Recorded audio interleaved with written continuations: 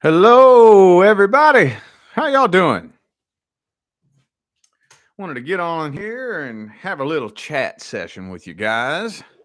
We're coming up on the end of 2022, and it's time to make some plans for 2023.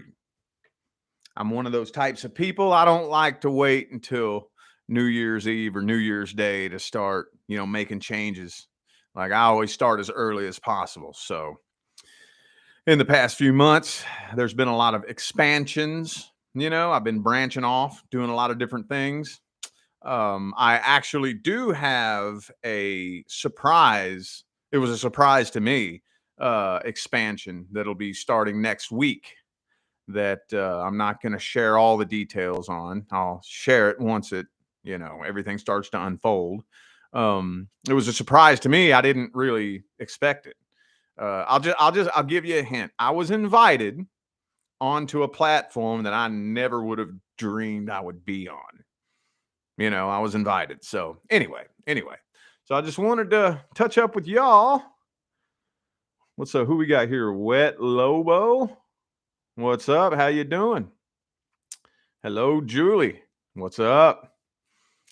Yeah, I haven't gotten on and chatted on this channel in forever though. So are you all liking what I've been doing with the November extended readings? I'm so torn. I'm so torn on it. I can't decide whether or not to keep it that way. Because usually what I do is I do past person, current person, singles, new person, all in one video. And my wife and I were talking, and she's like, that's just too much and it's too confusing. I'm like, you think so? I don't remember. I, for the life of me, cannot remember how tarot card readings were structured back when I used to watch them. I can't remember. So I don't know, man. I don't know if I like that or not. I don't know. I'm thinking about I want to build a totally different structure. And I'm sitting here thinking, I'm trying to remember because I used to be a tarot card viewer, and I totally forgot how tarot card readings are laid out. I don't even remember, you know. Y'all got any feedback on that? Let me know if you do. I'll go ahead and tell you what I'm leaning towards. I'm not liking it. I'm really not liking it. Like a little 12-minute video. If you guys like it and the numbers look good and everything like that, I'll keep it going. But so far, I'm not really liking it. I'm just not. I don't know. It just doesn't feel right. It doesn't sit well with me. It really doesn't. Did you all get notified? Oh, this is my fourth video of the day, isn't it? Damn it, man. This is my fourth video of the day. YouTube always does that. Advice? Okay, yeah. Twin flame journey. Okay. Yeah, see, there for a little bit, Julie, I was hitting on the twin flame issue really hard for several months.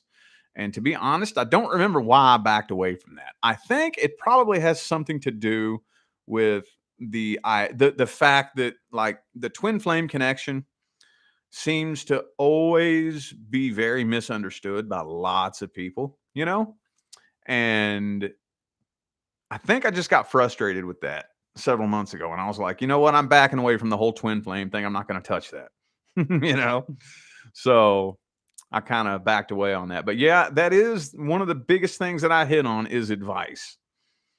And that's the biggest to really summarize it with my video, why I stopped watching tarot readings. That was pretty much the biggest point that I was trying to hit on is advice. What at the end of the day, what the advice means is you have the power to create whatever future you want.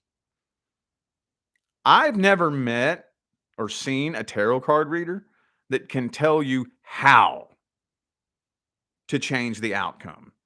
Any tarot card reader out there will tell you, you have free will. You're not bound to this outcome. You can change the outcome.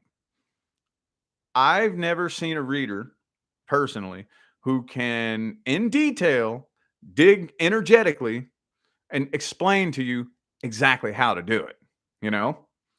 which is all I ever dedicated my life to learning how to do, you know? So that's one of the reasons why I do the best that I can to hit on advice. Yes, the twin flame connection can be toxic. It actually can. It can. Let's talk a little bit about the twin flame connection then. Why did it hide your comment? Okay. All right. Let's talk a little bit about it. So I'm going to try to summarize it.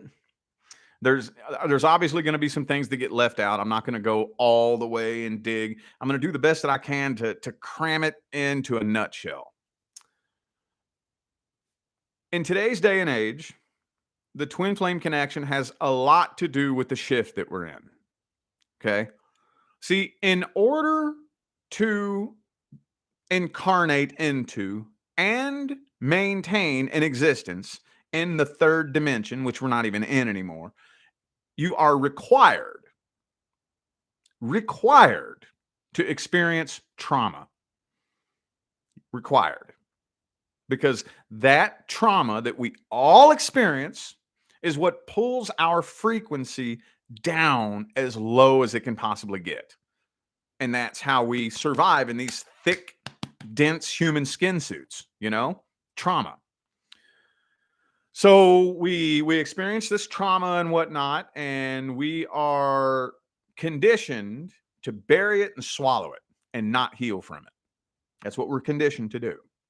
So here we are in our 20s, 30s, and 40s, and we are carrying trauma like Santa Claus's fucking sack. You know what I mean? Like a 150-pound bag of trauma we're just carrying around with us everywhere we go, and we don't even realize it. The twin flame connection is meant to trigger you. That's what it's meant to do. It's meant to trigger you. So when the two twins come together, it's so intense. And it's intense beyond words. You know, we think that it's something to do with romance, you know? And in a way, yes, a lot of times it is set up to be a romantic connection just because that's the easiest way to get a human's attention. But the connection pierces straight through any walls you have up, any defense mechanisms you've spent decades building, and it pierces straight through your soul. And it's more intense than any romantic connection you've ever painted up in your imagination. And it's very triggering, very triggering. And that's the purpose. That's the whole point. Because by triggering you like that, guess what has to happen? That trauma, that traumatic experience that you've been carrying since you were, I don't know, 5 years old that you don't even fucking remember, bubbles up to the surface and you barf it out. Yep. That's what the twin flame connection does. All that trauma. Well, not all of it necessarily, but just enough of it. Just enough of that old vibrational weight and trauma bubbles up to the surface and you barf it out.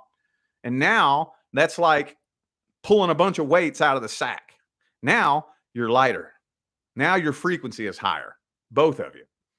So where the two of you came together on this frequency down here, you triggered the shit out of each other. You barfed up a bunch of old vibrational baggage and trauma and didn't realize it. Now the two of you move up to here. Now both of you have awakened to new energy in each other and you're both vibrating higher and you don't realize it. Now guess what it's time to do? Now, guess what? It's time to separate. Because your frequency affects everyone you come in contact with. Whatever your frequency is, affects everybody you come in contact with. So, in order for you to spread a new higher, lighter vibration and frequency, the two of you trigger each other. Your frequency raises. Now you got to carry that frequency around with you everywhere you go. So that's why after the two twins trigger each other just enough, now it's time to separate. Now you go this way and they go this way. You can cover more ground that way. Because you take your energy this way, they take it this way, and now you all can spread this new vibration that you are now emitting and cover more ground. That makes sense? Makes sense? Yes, it is a big time mirror effect. Oh, yes. Oh, yes. Yep. It can be painful. It can be very painful. It can. And it's not uncommon at all to hear reports of domestic violence erupting between twin flames. No, it's not uncommon at all. No, I am not endorsing that. I'm not saying that's okay. Matter of fact, to me, that is one of my deal breakers. That's one of my deal breakers. Cheating and domestic violence are two of my deal breakers. Deal break. It's broken. You fuck somebody or you hit me and I'm gone. Gone. There is no discussion. We ain't got nothing to talk about. I'm out. Later, you know? So I'm not saying that it's okay, but it doesn't change the fact that you do hear that a lot. You do hear a lot because it's triggering, dude. It's extremely triggering. And that's the whole point, you know? That is the whole point. But I'm going to tell you what, though. I'm going to tell you what. The most important thing that you can do is heal from it. See, again, this is why I always back away from the twin flame thing because it's so misunderstood. Because I don't know who the hell started this shit that the twin flame connection has to do with romance. I mean, it can. I'm not saying that it can't, but that has so little to do with what the connection's actually about that so many twins have come together, triggered each other, separated, and now they're stuck in a new vibrational cycle because now they're refusing to heal from it, you know? But those few people who do choose to heal from this, it's very similar, not quite the same, but it's similar to healing from a narcissist, you know? Very, very similar. And when you come out the other end and you've fully, completely healed from it, you are a completely different person. Completely different. Completely different. Well, there's several different ways that you can go about healing from it. Love life. Several different ways. Let's talk a little bit about healing then. This is what this chat's going to be about. Okay, that's cool. So I know a lot of you have heard me talk about these types of things in general readings before, you know. So for those of you who have been following me, watching all my videos for the past few years, you're probably just going to hear me repeat a bunch of stuff I've already said before. But this is mainly for the new faces. It's a bummer. I didn't even think about the fact that this was my fourth video of the day because it's like nobody's getting notified for it. But oh well, somebody needs to hear this. First of all, let me start off by saying one of my biggest pet peeves is when people say time heals all wounds. You ever heard somebody say that? Every time I hear somebody say time heals all wounds, I want to slap the shit out of them, you know? Time does not heal wounds. If time healed wounds, there would be no such thing as childhood trauma. Okay, this is very important for us to understand. There would be no such thing as childhood trauma. You ever watch a documentary on serial killers?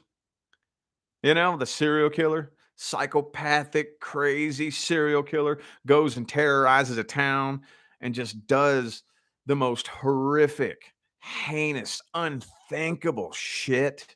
And then they bust him. And then they get to investigating. And then they find out that when he was a kid, you know, he was like neglected, abused, and his parents locked him in a dog kennel and burned him with cigarettes and forced him to eat cat turds. And then he grew up and it fucked him up in the head. And then he turned into a psychopathic serial killer, you know? Well, if time heals all wounds, then that wouldn't happen, would it? No, it wouldn't, because time doesn't heal shit. Healing does not mean let go, move on, and the pain doesn't hurt anymore. That's not healing. That is not healing. Healing is an energy transmutation process that requires conscious work and conscious effort. The end goal in healing is gratitude. That's the end goal. That is the end goal. And that may sound like crazy, but you're done healing when you can look back on it and see so clearly why it was meant to happen that you're thankful for it. That's when healing is complete. Now, you may be thinking, how in the hell could I ever be thankful that that thing happened to me? Well, the good news is you're the boss. You're the president, you're the emperor and the empress, you're the king, the queen, you're the creator of your reality. You can do it however the hell you want. I have come up with a couple of ways though. I'll go ahead and tell you my favorite way to heal. And this requires a pretty solid trust-based relationship with the universe. This does. And it took me a while to get this down. So if you struggle with trusting the universe, which most people do, you might struggle with this, but put this on the back burner. I like to just take a step back and let the universe show me. Take a step back and be like, all right, then, universe, you know what? I don't know why the hell you did this. I can't even begin to wrap my teeny little human brain around why you would do something like this. But I do know one thing, and that is you are not an idiot. When you do something, there is always a reason. I just can't fucking imagine what that reason would be. But I'm trusting that one day you will show me why this was meant to happen this way. I'm trusting that. And you got to release it. And then once you lock in to that idea and you completely and totally surrender to the fact that the universe has a much bigger plan in mind than anything you could possibly imagine, this funny thing happens. See, it's you the whole time because you are the universe. But I'm speaking in human terms so that you can understand what I'm talking about. Your subconscious mind starts doing this funny thing. Well, maybe subconscious. Maybe for some of you, you might consciously do it. But what happens is the subconscious mind starts thinking, I wonder what it could be. So you start looking back and you start connecting dots. You look back, you look at where you are now, and you look where you're headed. And you start imagining future timelines. You start thinking about yourself in the distant future and creating that feeling that you're looking back on this thing that happened and you understand why it was meant to happen. I know that's happened to you at least once in your life, hasn't it? Have you ever experienced something like painful or sad or whatever the case may be? And at the time that it happened, like you just were just so lost and crushed and devastated. But years down the line, you take a look back and it makes sense. Oh, you know what? I'm glad that happened that way. I know that's happened to you at least once, right? I'll give you an example. I'll never forget my first heartbreak, dude. Never forget it. I was a kid, like most of us are. I was 14 years old. I was in the 8th grade. And I got my first little girlfriend. And man, I was so codependent and so needy. I thought I was so in love at the time, And we dated for 6 months, 8 months, something like that. Anyway, when she broke up with me, my poor little pea picking 14-year-old heart was in pieces, dude. Oh, my world was over. I was devastated, dude. Well, shortly after that, keep in mind, I'll be 35 in February. Okay. So this was back in like 2002, 3, something like that. Long ass time ago. Anyway, shortly after she broke up with me, she started dating this other dude that was that we went to school with. They're still together to this day. They're married and they have 2 kids. Now, I know that sounds cute on paper and I mean, shit, if they had like a soul contract, then hell yeah, that's cool that they worked it out like that, but from my human perspective, I look at that and I'm like, "Oh my God, I'm so glad that didn't end up being me." Oh, thank you, universe. Thank you so much. Like, I was this close to being that dude. This close. I was this close to being that dude, Man, if I could imagine if the universe gave me what I thought I wanted at the time, holy shit, I wouldn't be where I am today, I'm so thankful that the universe broke my heart like that. Now, that was just an example, but I guarantee you, if you take a look back in your past, you can at least think of one time that something painful happened to you, and now you're glad that it happened. Well, the good news is you have the ability to do that with anything that has ever happened to you. Now, that's not the only way. If you can't figure it out, guess what? You can create a meaning behind that experience.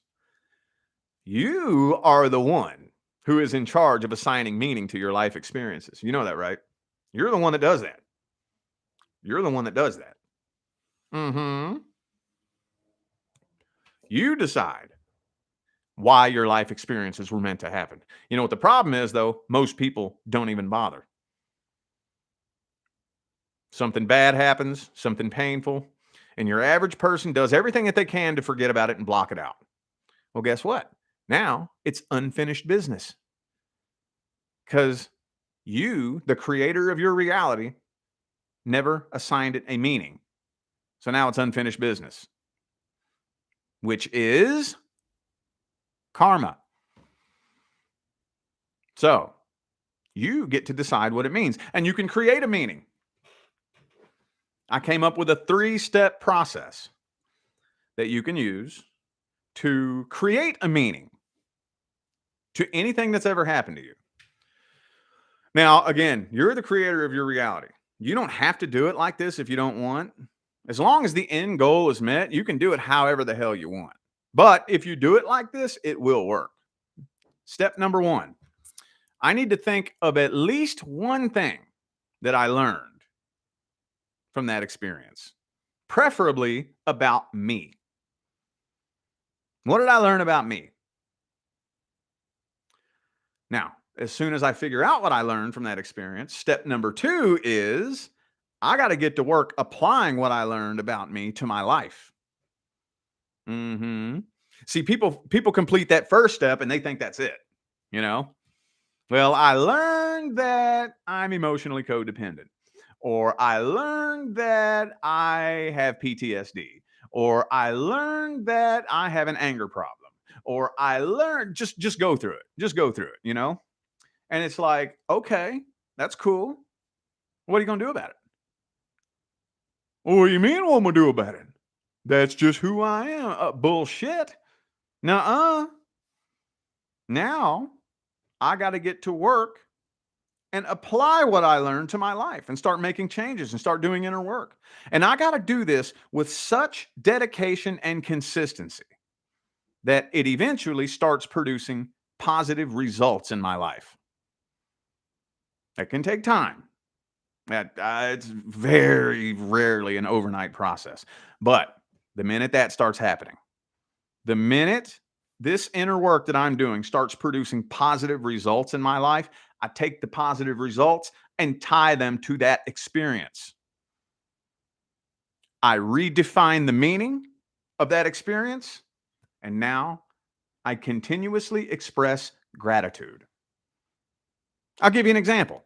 And this is just a fictitious, made up thing. I'm not talking about anybody in real life. But imagine there's a young woman, 18, 19, 20. She ends up getting in a horribly abusive relationship. I mean, horrible. Domestic violence, sexual assault, the whole nine. Terrible, unthinkable. Well, she finally breaks free from it, goes on a healing journey. 10 years later, she becomes a famous motivational speaker, known around the world. She's helping tens of thousands, maybe even millions of young women get out of situations like that. And she's empowering young women to avoid situations like that and how to get out of them and how to heal from them.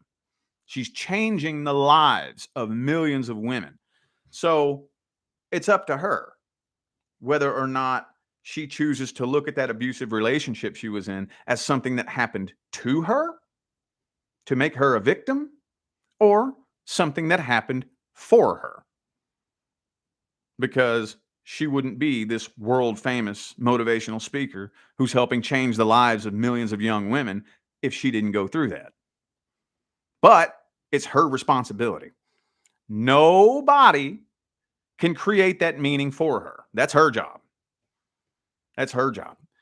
Whatever meaning she assigns that experience, that's what it means. Nobody can take that away from her.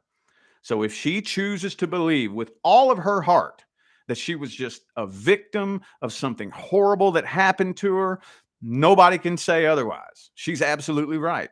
That's exactly what she is. But if she chooses to believe that, no, she's not a victim.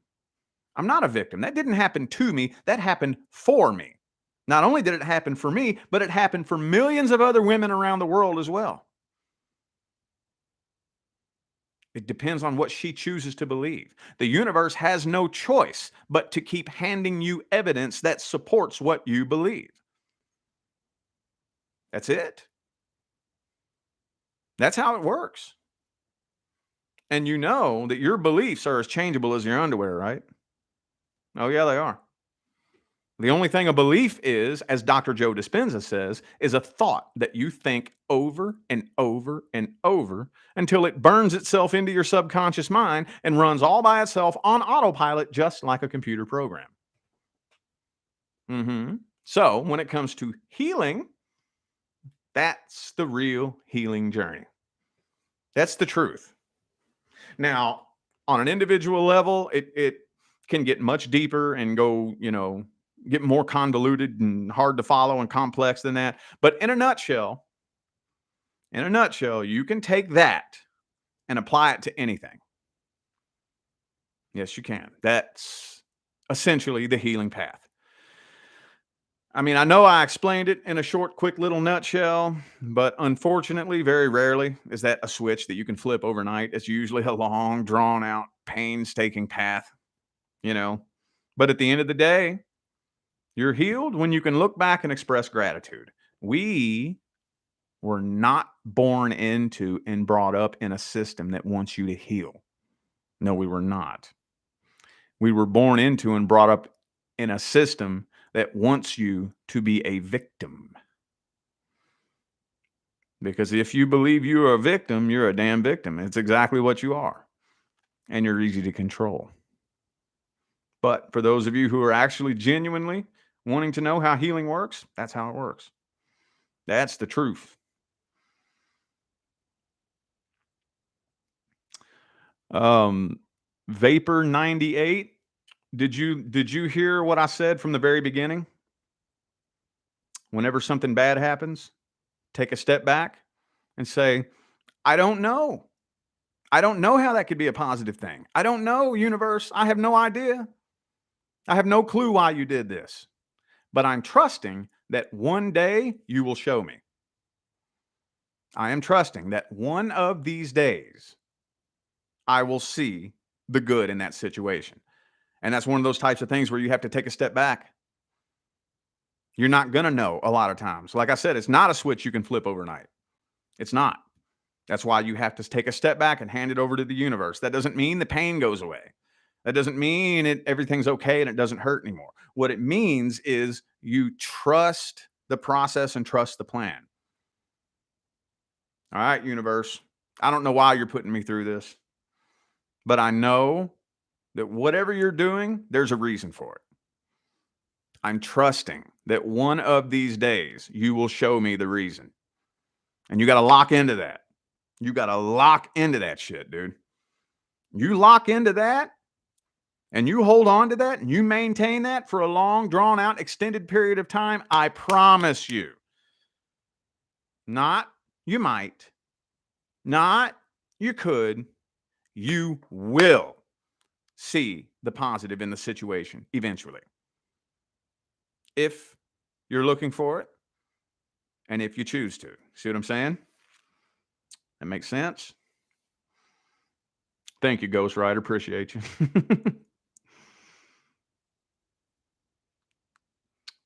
Yeah. Like I said, I hit on that so hard because I've never run across anybody on the internet that's talking about that, I'm not saying that they're not out there. I wouldn't think that I'm the only one. But the last I looked, one of the things that I do, like you've heard me say a million times, my tarot career was an accident. That was an accident. I did not intend to be put in that position. So when I was put in that position, and not only was I put in the position, but the universe very strategically aligned my path in my life to where I was backed into a corner with my YouTube channel as my only source of income. So I like pretty much had no choice. But I started thinking, okay, well, if I'm put in this position, I need to do something with it. So what I'm going to do is I'm going to pay very close attention to the things that most people are not talking about, you know? Because on my path, I was right where y'all are. Going to guidance, looking to spiritual public figures and motivational speakers and tarot card readers and success gurus and whatnot on my path. And I would get so fed up with like, dude, there's something missing. There's something, what is it? And then this little voice in the back of my head would always say, if I'm ever in the position that these people are in to be able to help people who are lost on their path, I'm going to figure out the way to explain the things that everybody gets hung up on. And the last I looked, I don't think I've ever heard anybody on the internet actually talking about how to heal. Oh, everybody will tell you to heal. Everybody will say that. But is there anybody, you tell me, like, honestly, I really don't know. Is there anybody out there talking about exactly how to go about healing? Like breaking it down step by step, you know? And that's, again, that's a slippery slope because everybody is different. Everybody's path is different. Everybody feels differently. Everybody sees things differently. So to the best of my ability, I want to be able to come up with a step-by-step process that I can hand hopefully anybody and they can apply it to their life and see some kind of results. That makes sense? Anyway. Anywho. Hope what isn't too intense. Divided heart. What's that? I just mainly got on here to have a little chat and it, like I was saying at the beginning of the video, are y'all liking the way I'm doing the November extended readings? Where usually what I'll do is past person, current person, singles, new person, and cram that into one video. And like I was saying in the beginning, for those of you just now tuning in, my wife and I were talking about it, and she says, I feel like that's just too much and that's too confusing. And I got to thinking about it, and I was like, okay, well, how about this then? Let me just take the past person and do one video. Current person, do one video. New person, do one video. And it doesn't, I mean, don't get me wrong. I like to be able to just do one video real quick and be done with it, 10, 12 minutes. But something about it just feels funny. I'm not sure if I like it. So I was looking for y'all's input on that.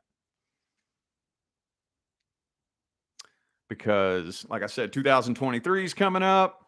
And I'm not one of those people that waits till New Year's Eve, New Year's Day to start making changes. I want to make sure right now, my number one focus right now is where I'm going to be November 2023. That's what I'm thinking about right now. You know what I mean? That's what I'm thinking about. So behind the scenes here, there's been lots of expansion, lots of projects going on behind the scenes. And I definitely want to make sure that my tarot channel is set up and structured in a way that fits you all the best. You know what I mean? So yeah, I probably am going to change it. I probably will. I don't seem to be getting a straight answer from anybody really. So anyway, yeah, I might. I'm probably going to go ahead and do the last little round of what am I on now? Singles. And then I'll probably, Matt, it's getting time for me to start on December anyway, here in 2 or 3 days. So that's probably what I'm going to do. Thank you, Love Life. Appreciate the positive feedback. Oh, you like the Virgo reading? That's cool. Mind of Madeline. Mary Madeline. Thank you for the positive feedback. Appreciate you. Yeah. just wanting to make sure that as the year comes closing down and then 2023 comes up, another thing that I mentioned at the beginning of the video is I have yet another project that was kind of a surprise. I was invited onto a different platform, and I didn't expect that.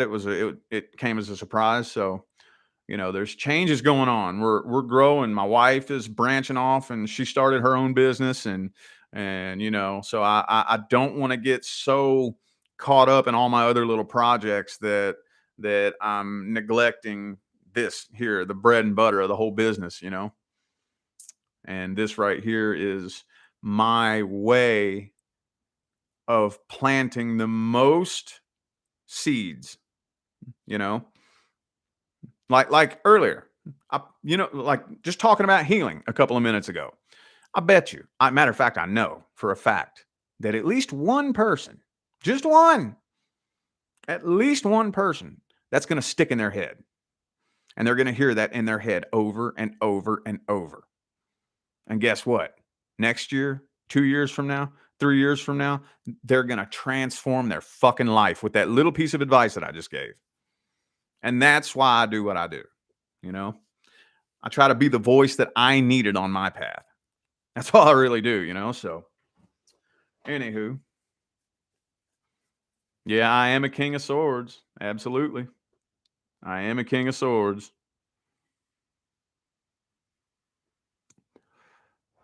Many things I say stick in your head, Nicole Root. That's cool. That's cool. That's why, like I was saying in that one video, I feel like you have a responsibility. If you're in now, I know that this is YouTube and there are millions of people who are making all different kinds of content, but especially in the spiritual community, I probably should have been more specific about that. In the spiritual community, when you're in the spiritual community, no disrespect, but you're reaching some of the most broken people on the planet. No disrespect. I'm not saying bad people, just some of the most broken people. So when you have an audience of some of the most lost, broken people on the planet, it's your fucking civic duty to pay very close attention to what you say. Like I said, I am a king of swords, so working on how I deliver my message has been a craft that I've been working on since I first started. That's tricky. Being a true king or queen of swords is tricky, because when you're a truth speaker, here's the line you got to walk when you're a truth speaker. When you're a truth speaker, it's inevitable.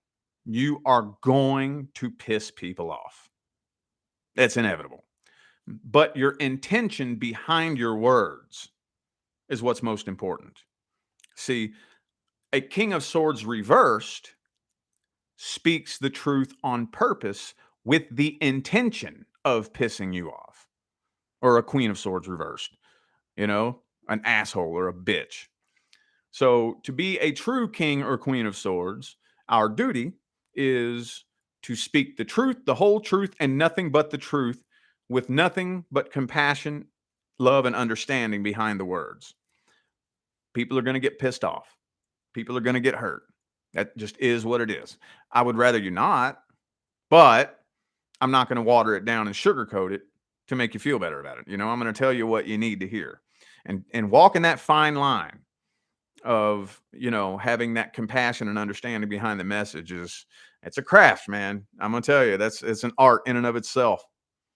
That's an art in and of itself. Yes, the truth does piss people off. Absolutely. Absolutely. Yeah. Yeah, it does, man, It does, especially in today's day and age. We are living through the great awakening, ladies and gentlemen. We are living through the great awakening. And it's kind of interesting where I fit in as a volunteer starseed light worker. I kind of feel my position is very interesting because I'm not on the front lines. I'm not, because you have the light and the dark and they're battling it out right here. Well, your average person who's asleep doesn't know who the good guys and the bad guys are. So you just have everybody screaming at you. You have the good guys screaming at you, and you have the bad guys screaming at you. And they're like, I don't know who to trust. So what I do is I say, okay, hold up, come here. Let me teach you how to untie the blindfold, take it off, and open your eyes. Let me teach you how to take control of your power, your frequency, and your own mind. And once you have control of your own mind, once you learn how your energy communicates with the universe around you and the world around you, and once you learn that and you start understanding how that works, you see the truth.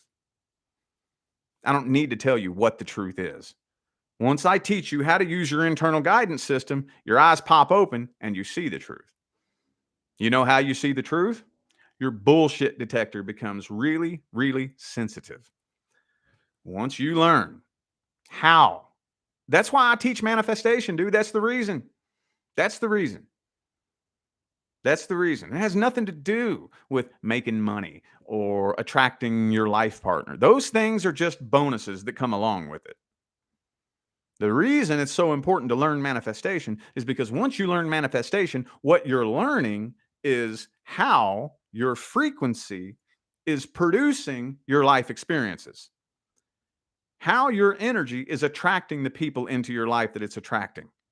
And once you start learning how your frequency is programmed, you start learning how you were manipulated.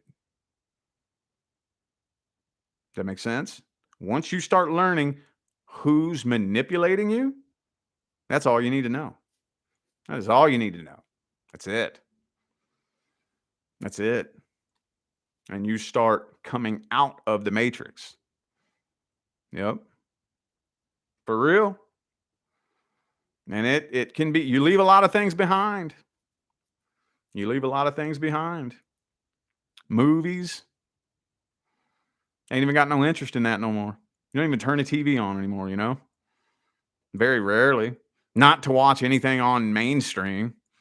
You know, maybe turn a TV on to dig through, you know, and watch something educational, you know, on or whatever, something spiritual. But, you know, movies, psh, most of those get chucked in the dirt. Music, that's a big one.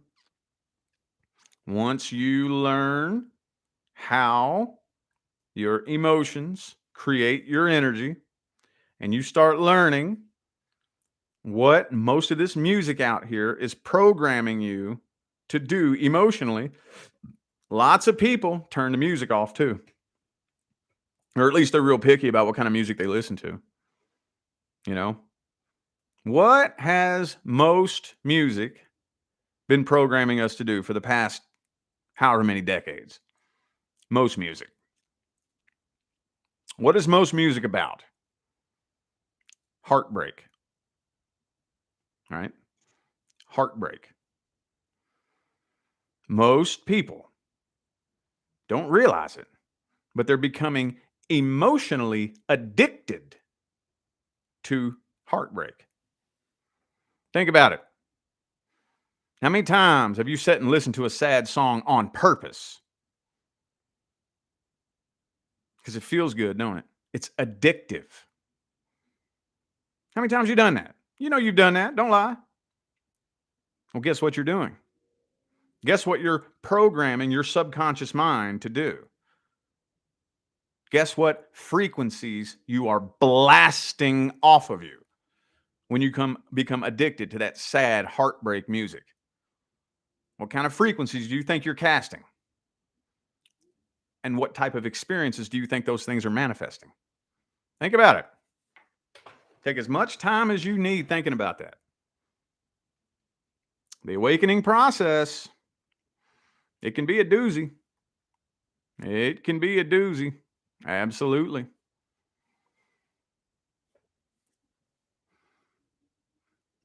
Yeah, that actually rap. If you was to ever get in the car with me, that's usually what's playing is rap music because it's nothing to really think about, you know.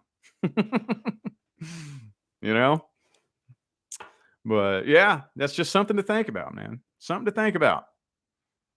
Something to think about. Our life experience is a mirror image reflection of the frequencies that we're casting. That's what it is.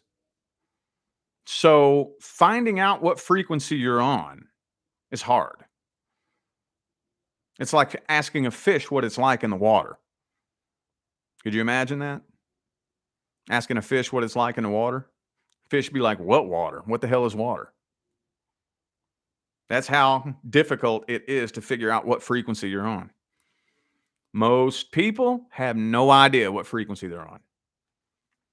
Most people walk around sad, lonely, stressed out, angry, irritated all day, every day, and they don't even realize it. They don't even realize it. And one thing that we've learned in the past 3 years is that most people spend their life walking around in fear.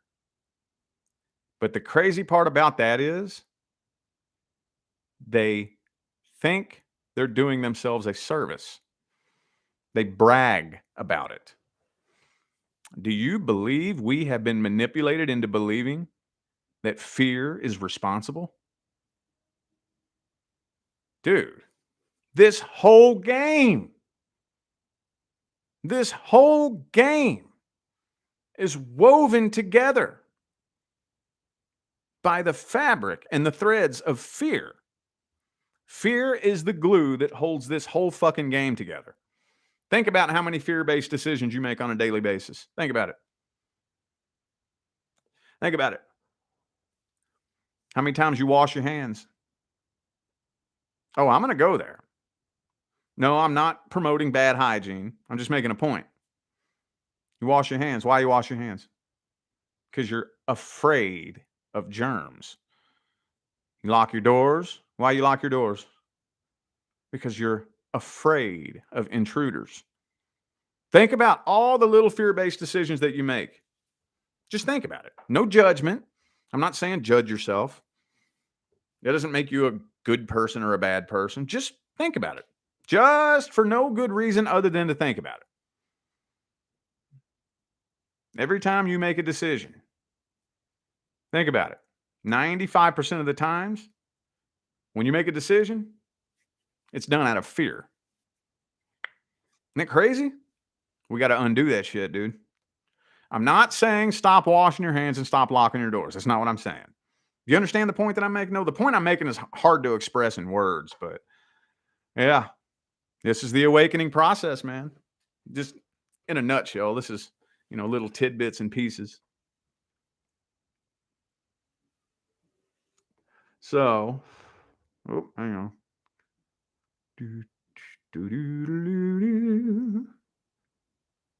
Yeah, I used to watch that Pilot Man guy. I haven't watched him in a while. Yes, intention supersedes all. That's the thing, man. So many people don't understand how important intention is.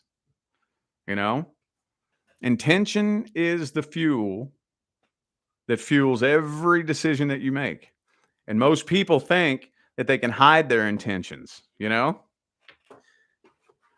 Most people think that what another person's opinion of your intentions are is more important than what your intentions actually are. You know what I mean? How many people you see sit and try to explain themselves? They're so worried about explaining themselves. And it's like, why? I mean, I get it. Explain yourself once, but that's all you really need to do is explain yourself once, And you don't even really need to do that. That's being nice. That's being nice. Explain yourself once. That's being nice. I'm doing you a favor by explaining myself and explaining my intentions. I don't even owe you that. I don't owe you shit. And that's the attitude that everybody should have. Because you are never going to escape people judging you. Never going to escape that. Ever. Never, ever, ever. Doesn't matter who you are. I don't give a damn who you are. Don't care what you do. Dude, you will never escape that. Ever. But guess what? The universe doesn't respond to what someone's opinion of your intentions are. That's not what the universe responds to. The universe responds to what's actually happening in your heart and mind. That's what your life experiences are manifested based on. What's actually happening in your heart and mind, you know? So think about that. Think about that. Intention supersedes everything. You make a decision, you do something, and somebody judges you. So let them judge you. The universe doesn't manifest your life experiences based on what they think your intentions are. That's why it, dude, pay attention to your intentions. Okay. It doesn't matter what anybody around you thinks. Doesn't matter. Dude, that does not matter. Dude, I could go on all day about that, man. All day. I think that those of us in the spiritual community need to talk about intention. That right there is the fuel behind manifestation. It is the fuel.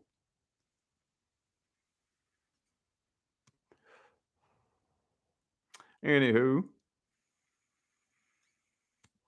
yes, I'm truly live.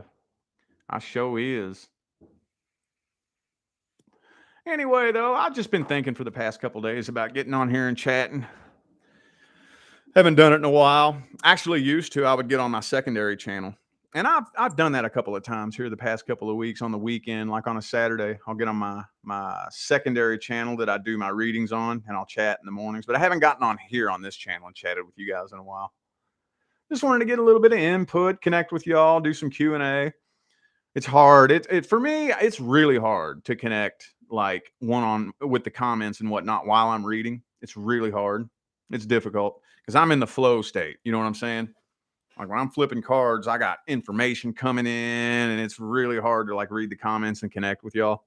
So I'm not trying to ignore y'all when I'm actually reading. I'm not trying to.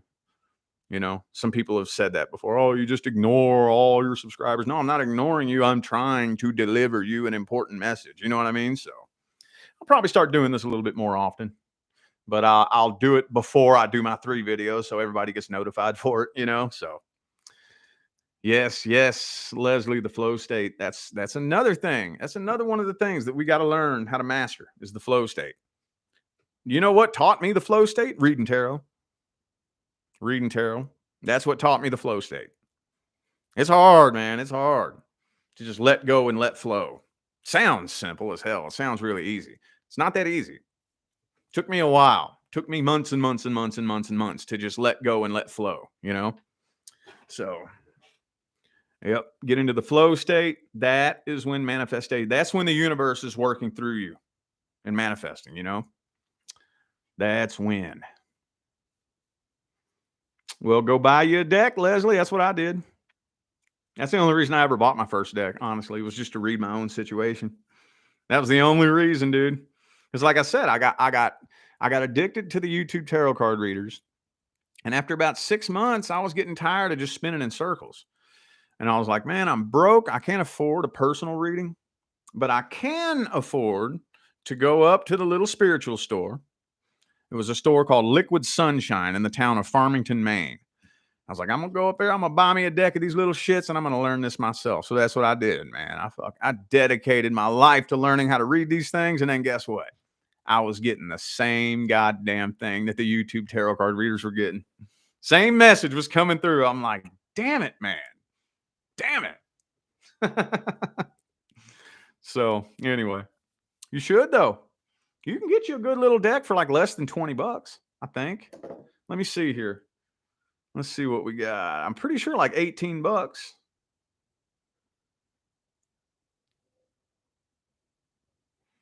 Yeah, man. Look, $20. Rider Waite. Y'all see that? Rider Waite. Well, it says it's 10% off there, but 1976. Do it, man. Or if you don't like Rider Waite, the deck that I learned on was the Tarot of Dreams. Let me see.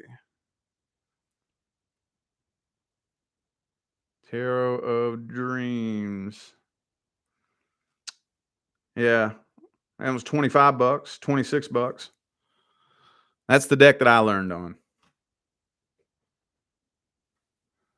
You see that? I think the guidebook and the artwork for me, for what I don't know why this deck was because that wasn't actually my technical first deck that I bought. The first one that I bought was Toth. Is that how you say it? And I could not hang with that deck, you know. Then the second one that I bought was the Eight Coins Tattoo Tarot. And that was a little bit easier. You know, man, I had a whole notebook filled up with notes where I was trying to, but I wasn't quite vibing with that one either. So then finally I went and grabbed up the Tarot of Dreams.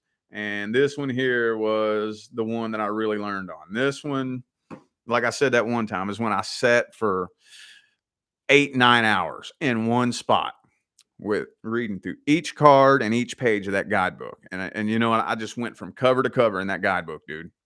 And bam, that's what taught me. So yeah, but the thing about it is, and people always ask me all the time if I'll teach tarot. The thing about it is when it comes to really truly reading, I don't think that's something that can be taught. You can be taught what the meanings of the cards are. But when it comes to like the tarot is like a language. You know, it's like learning a language. You know, like in the English language, you could say one word, but depending on the context, that word could mean 5 or 10 different things, you know, and the tarot is no different. Tarot is no different. You know, you can pull out 3 cards, and depending on the order that they're in, depending on the intention that was put into it, depending on the question that was asked, depending on so many different things, those 3 cards could mean 100 different things, you know, and I don't think that's something that can be taught. The only thing that can really be taught aside from the textbook meaning of the cards is trusting yourself. Trusting yourself, because that's really what it is self-trust. How to shuffle and how to communicate and developing that. Like, how do I know when I'm done shuffling? You just know. You just get that little feeling, you know. And anyway, that's what I would recommend doing. And what I did, I've never heard a reader recommend this. What I did to brush up on my skills is I would ask questions that I already knew the answer to. That's what I would do. You know, like for example, say I had a coworker who has been getting into arguments with his mom or something like that. I would say, okay, tell me about this person and his mom. Boom, boom, boom, boom, boom, boom, boom, boom, boom. And then the cards would lay out, and I'd be like, okay, so how is this explaining what I already know? And does that make sense? I would ask a question I already knew the answer to, and that's how I would learn the language of the tarot. That's what I did. That's just something I came up with on my own. I was never recommended that by anybody, but you know, I think that's a good little piece of advice. So anyway, anywho, I'm probably gonna get out of here in a couple of minutes, y'all.